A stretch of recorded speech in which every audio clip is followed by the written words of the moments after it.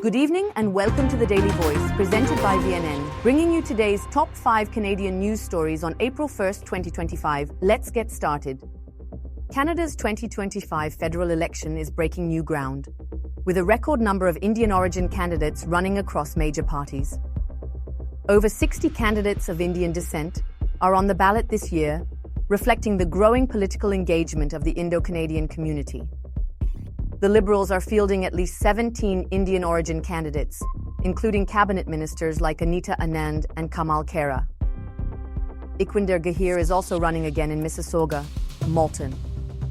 The Conservatives are leading the count with 28 Indo-Canadian candidates, including Tim Upal in Edmonton Gateway and new names like Jesse Sahoda in Delta. Meanwhile, the NDP continues to back 10 South Asian candidates, led by Jagmeet Singh, the first South Asian to lead a major federal party. Even the PPC and independents are getting in on the action, with candidates like Jeff Lal and Manesh Patel. It's clear that Indo-Canadian voices are stronger than ever in this election, and they're poised to help shape the direction of the country. As of today, April 1st, Canadian drivers are seeing immediate relief at gas stations.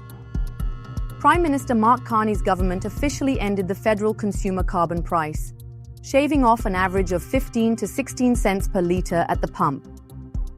Analysts estimate Canadians could save up to $300 a year if they fill up weekly, with even bigger savings on diesel. The move ends the Canada carbon rebate as well. But for many, the drop in fuel costs is a welcome trade-off, especially as summer driving season begins. With US President Donald Trump's new tariffs set to take effect on April 2nd, Prime Minister Mark Carney has declared a firm line: Canada will retaliate. Carney announced the death of the 1965 Auto Pact and promised tariffs that would deliver maximum impact to the US. In a televised statement, Carney emphasized Canada's sovereignty and pivoted towards stronger trade ties with Europe. His first visits as Prime Minister were to the UK and France, signaling a new direction away from American economic dependence. A new Nanos poll reveals overwhelming support for retaliatory tariffs on Canadian energy exports in response to US trade aggression. Roughly 75% of Canadians back tariffs on oil, gas, electricity, and critical minerals if Trump follows through with more sanctions.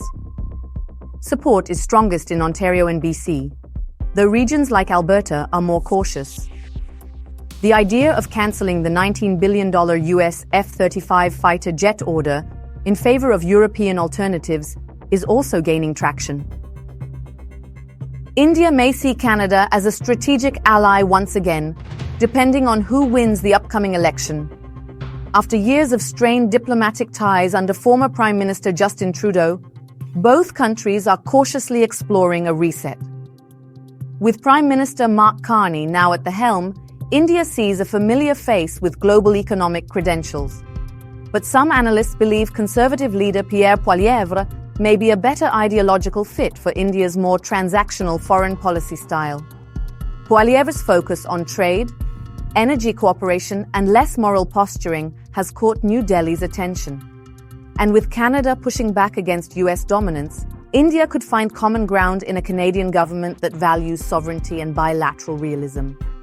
That's all for today's top stories. Thank you for joining us on the Daily Voice, presented by VNN. Stay informed, stay engaged, and we'll see you next time.